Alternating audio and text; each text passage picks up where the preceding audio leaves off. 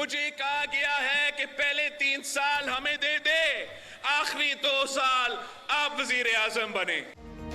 बिलावल भुट्टो ने एक बार फिर पावर शेयरिंग फॉर्मूला मुस्तरद कर दिया। विफाक में वजारतें ना लेने का ऐलान। कहते हैं मुझे कहा गया 3 साल मियां साहब को दे दें, 2 साल आप वजीर आजम बन जाएं। वजारत उस्मा मेरी जिद नहीं, इस तरह नहीं मुंतखब होकर वजीर आजम बनूंगा।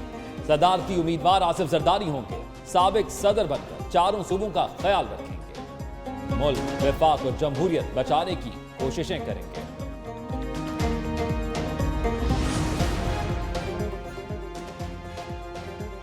विफाक में हुकूमत साजी का फाइनल राउंड। नून लीग और पीपल्स पार्टी की आज फिर बैठक लगेगी। हुकूमत साजी से मुताल्लिक कमेटियों का 5वां दौर इस्लामाबाद में होगा।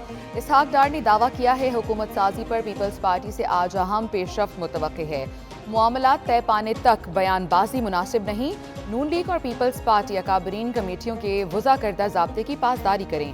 तय हुआ था कमेटियों के रुकन या रहनुमा ज़ेरे गौर नकात पर बयान नहीं देंगे। फरीक़ैन के दरमियान ताहाल हतमी नकात तय नहीं पाए। पाकिस्तान तहरीक इंसाफ भी हुकूमत बनाने के लिए मुतहर। पार्टी कायदीन की सियासी जमातों से मुलाकातें जारी। तहरीक इंसाफ का पंजाब सिंध में सुन्नी इत्तेहाद कौंसिल से इत्तेहाद का फैसला। दोनों जमातों में मामलात तय पा गए।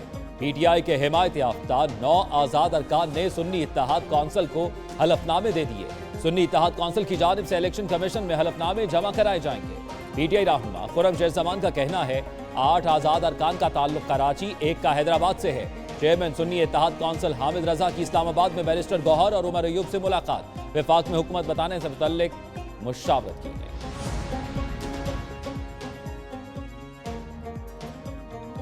तहरीक इंसाफ से कोई इत्तेहाद नहीं हुआ। जेयूआई और पीटीआई के दरमियान पहाड़ हाइल है जिसे अबूर करना आसान नहीं। मौलाना फजलुर रहमान ने वाजे कर दिया। कहते हैं खैबर पख्तूनख्वा में तहरीक इंसाफ को सीटें मिलने और इंतखाबी धांधली पर तहफ़्फ़ुज़ात हैं। सियासी लोग मुज़ाकरात और मसले के हल से इनकार नहीं करते। कुछ लोग बंद कमरों में नताइज तय कर लेते हैं। अवाम के रिस्पॉन्स को मद्देनजर रख कर ही फैसला करना होता है। जिससे उम्मीदें होती हैं उनको ही लाया जाता है। अब फैसले मैदान में होंगे।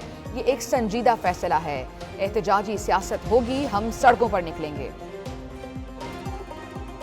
सुप्रीम कोर्ट में इंतखाबात में मुबैना धांधली पर इंतखाबात कलअदम करार देने का केस। दरखास्त गुजार ब्रिगेडियर रिटायर्ड अली ने दरखास्त वापस ले ली। चीफ जस्टिस काजी फाइज ईसा बरहम दरखास्त गुजार को पेश करने का हुक्म। मुतल्लिका थाने के SHO को भी नोटिस की तामील कराने की हिदायत। एडिशनल अटॉर्नी जनरल से मुकालमा करते हुए बोले सुप्रीम कोर्ट के साथ ऐसे मनाक नहीं हो सकता। दरखास्त गुजार को पेश करें, हम ये केस सुनेंगे। पहले दरखास्त दायर करते हैं और फिर गायब हो जाते हैं। ये क्या महज तशहीर के लिए दरखास्त दायर की गई थी?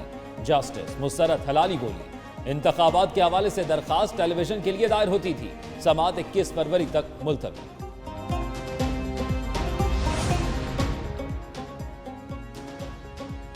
निगरान वज़ीर आज़म आज अदालत पेश न हुए। इस्लामाबाद हाई कोर्ट ने आइंदा समाअत पर दोबारा तलब कर लिया।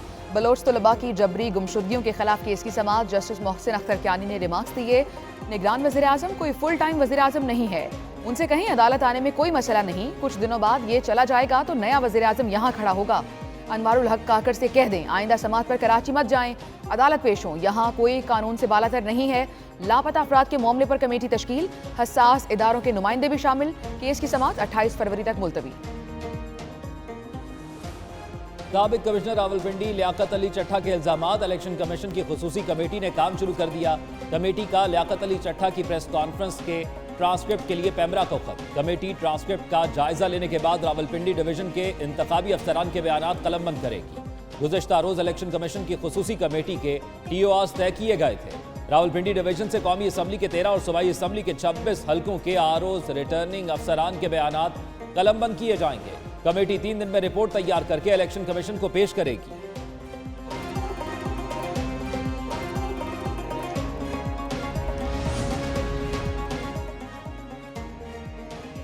ब्यूरोक्रेसी को कानून शिकनी पर उकसाने वालों से कानून के मुताबिक निपटेंगे। ब्यूरोक्रेसी को धमकियों का मतलब रियासती निज़ाम में इंतशार पैदा करना है। नामजद वज़ीर आला पंजाब मरियम नवाज कहती हैं अफसरान को घबराने की ज़रूरत नहीं, कानून के मुताबिक अपने फ़राइज़ सरअंजाम दें।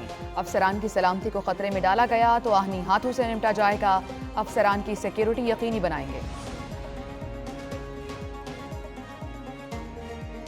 सिंध में वजारत आला की पग मुराद अली शाह के सर सजेगी। पीपल्स पार्टी का मुराद अली शाह को एक बार फिर वजीर आला सिंध बनाने का फैसला। मुराद अली शाह मुसलसल तीसरी मरतबा सिंध की वजारत आला संभालेंगे। पार्टी क़यादत चंद रोज में वजीर आला के नाम का बाज़ाब्ता ऐलान करेगी। पीपल्स पार्टी सिंध असम्बली में 84 नशिस्तों के साथ अक्सरियती जमात है।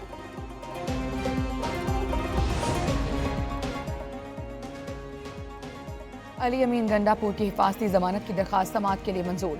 पेशावर हाई कोर्ट के चीफ जस्टिस कुछ देर बाद समाअत करेंगे। पीटीआई के वज़ीर आला केपी के लिए नामजद उम्मीदवार ने साडा हक एथे रख का नारा लगा दिया। अदालत में मीडिया से बातचीत करते हुए कहा, हम केपी के हुकूक लेकर रहेंगे। विफाक के जिम्मे हमारी कई 100 अरब रुपए वाजिबुल अदा हैं। जानते हैं मुल्क मुआशी मसाइल का शिकार है। विफाक यकमुश्त अदायगी नहीं कर सकता, लेकिन हम टाइम लाइन दे दी जाए। मुल्क के मुख्तलिफ इलाकों में बादलों की इनिंग्स, पहाड़ों पर बर्फबारी, जाती सर्दी को ब्रेक लग गई। इस्लामाबाद, सरगोदा, गुजरात, चेन्नौर, मियांवाली और भलवाल में बारिश। लाहौर में वक्फे वक्फे से बूंदाबांदी, सर्दी बढ़ गई। मालम जब्बा, कलाम और बलाई इलाकों में पहाड़ों ने सफ़ेद चादर ओढ़ ली। वादी नीलम में शदीद बर्फबारी, राब्ता सड़कों की बंदिश और लैंड स्लाइडिंग का खदशा।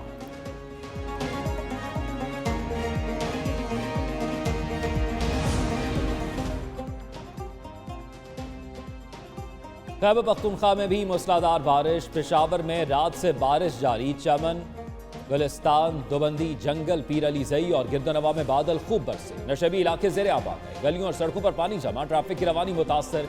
कई इलाकों में फीडर स्ट्रिप होने से बिजली बंद। लोअर दीर में बारिश से घर की छत गिर गई। खातून जाँ बहक, लाश को अस्पताल मुंतकिल कर दिया गया।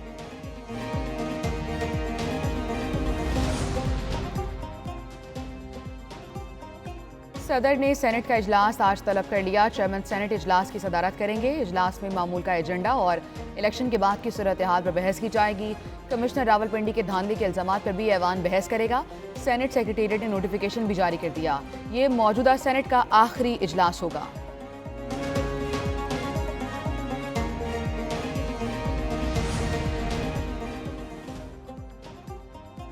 NA-43 डेरा इस्माइल खान के 6 पोलिंग स्टेशन पर री पोलिंग। वोटिंग शाम 5 बजे तक बगैर किसी वक्फे के जारी रहेगी। 6 पोलिंग स्टेशन पर टोटल वोटर्स की तादाद 5400 है। पोलिंग स्टेशन में से 1 जिला टांग और 5 डेरा इस्माइल खान की हदूद में शामिल हैं। पोलिंग स्टेशन पर सिक्योरिटी फोर्सेज और पुलिस की भारी नफरी तैनात।